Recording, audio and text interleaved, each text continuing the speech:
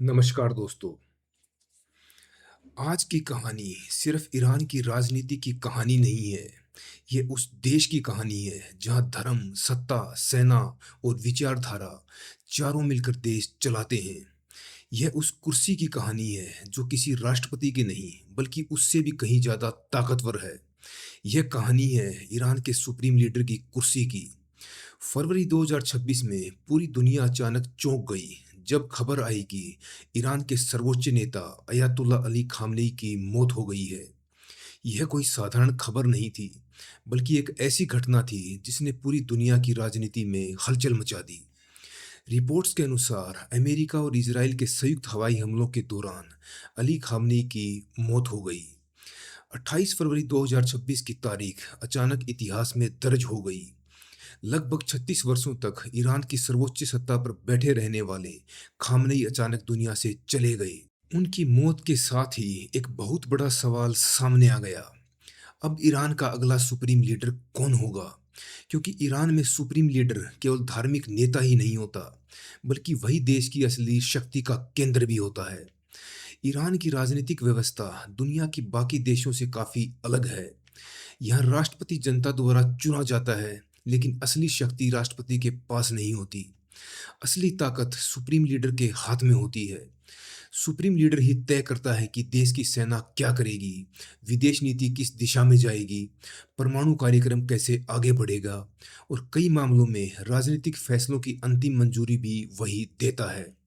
यही कारण है कि खामनेई की मौत के बाद पूरा देश अचानक उत्तराधिकार संकट में चला गया। सरकार, सेना, धार्मिक नेतृत्व और क्रांतिकारी गुट सभी के बीच हलचल शुरू हो गई। ईरान की सत्ता के गलियारों में अचानक गतिविधियां तेज हो गई। हर तरफ सिर्फ एक ही सवाल गूंज रहा था, अब आगे क्या होगा? क्या कोई नया धार्मिक नेता सामने आएगा, या फिर सत्ता के पीछे कोई और ताकत काम करेगी? खामेनेई की मौत के तुरंत बाद ईरान में एक अस्थायी व्यवस्था लागू की गई। ईरान के संविधान के अनुसार यदि सुप्रीम लीडर की मृत्यु हो जाती है, तो एक अंतरिम परिषद देश की सत्ता संभालती है। इस परिषद में तीन प्रमुख व्यक्ति शामिल होते हैं: राष्ट्रपति, न्यायपालिका प्रमुख और गार्जियन काउंसिल का एक वरिष्ठ धर्मगुरु। इस अंतरिम परिषद का काम होता है कि जब तक नया सुप्रीम लीडर नहीं चुना जाता, तब तक देश की व्यवस्था को स्थिर रखा जाए। लेकिन यह सिर्फ एक अस्थायी समाधान था। असली फैसला अभी बाकी था।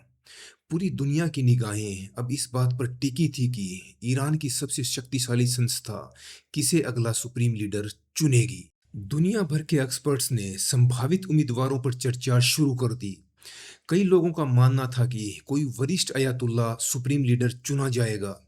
कुछ एक्सपर्ट्स का कहना था कि ईरान की सेना और रेवोल्यूशनरी गार्ड्स किसी ऐसे व्यक्ति को आगे बढ़ाएंगे जो उनके लिए भरोसेमंद हो। इसी बीच अचानक एक नाम तेजी से सामने आया: मोज्तबा खामनेई। मोज्तबा खामेनेई यानी अली खामेनेई के बेटे। यह खबर सामने आते ही अंतर्राष्ट्रीय राजनीति में चर्चा शुरू हो गई। क्या ईरान में अब सत्ता वंशानुगत यानी हेरिडेटरी हो जाएगी? क्या इस्लामी गणराज्य धीरे धीरे राजशाही की ओर बढ़ रहा है? यह सवाल इसलिए भी महत्वपूर्ण था क्योंकि 1979 की इस्लामिक क्रांति का सबसे बड़ा उद्देश्य ही राजशाही को खत्म करना था। 1979 की क्रांति से पहले ईरान में शाह मोहम्मद रजा पहलवी का शासन था। उस समय देश में एक तरह की राजशाही व्यवस्था थी। लेकिन क्रांति के बाद अयातुल्ला रुहुल्लाह खोमेनी ने स्पष्ट कहा था कि ईरान में अब कभी भी वंशानुगत शासन नहीं होगा। लेकिन अब जो स्थिति बन रही थी, वह उसी सिद्धांत को चुनौती देती दिखाई दे रही थी। इसी बीच ईरान की सबसे शक्तिशाली संस्था इस्लामिक रिवॉल्यूशनरी गार्ड कोर यानी आईआरजीसी सक्रिय हो गई। आईआरजीसी सिर्फ एक सैन्य संगठन नहीं है, यह एक ऐसा संस्थान है जिसका प्रभाव सेना, खुफिया एजेंसियों, अर्थव्यवस्था और राजनीति तक फैला हुआ है।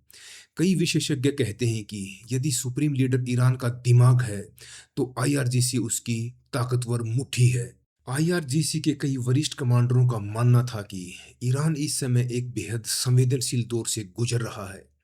अमेरिका और इजराइल के साथ तनाव लगातार बढ़ रहा है। ऐसे समय में सत्ता का केंद्र कमजोर नहीं होना चाहिए। उन्हें ऐसा व्यक्ति चाहिए था जो खामनेई की विचारधारा को आगे बढ़ा सके और जो सेना के साथ तालमेल बनाए रख सके। धीरे धीरे आईआरजीसी के कई प्रभावशाली गुटों ने मोज्तबा खामेनेई को समर्थन देना शुरू कर दिया। मोज्तबा लंबे समय से सार्वजनिक राजनीति में बहुत कम दिखाई देते थे। वे पर्दे के पीछे काम करने वाले व्यक्ति माने जाते थे, लेकिन ईरान की सत्ता के अंदरूनी हलकों में उनका प्रभाव काफी गहरा माना जाता था। कहा जाता है कि पिछले कई वर्षों से मोज्तबा अपने पिता के सबसे भरोसेमंद सलाहकारों में से एक थे।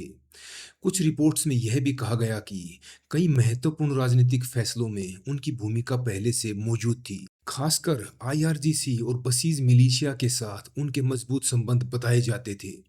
बसीज मिलिशिया वह संगठन है जो ईरान में सरकार की नीतियों को लागू करवाने और विरोध प्रदर्शनों को नियंत्रित करने में महत्वपूर्ण भूमिका निभाता है।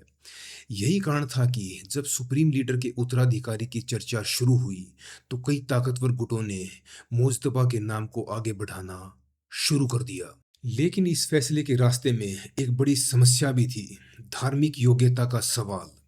ईरान में सुप्रीम लीडर बनने के लिए व्यक्ति को उच्च धार्मिक स्तर का होना जरूरी माना जाता है। अक्सर यह पद ग्रैंड अयातुल्ला स्तर के धर्मगुरुओं को मिलता है, लेकिन मोज्तबा की धार्मिक रैंक अपेक्षाकृत कम मानी जाती है।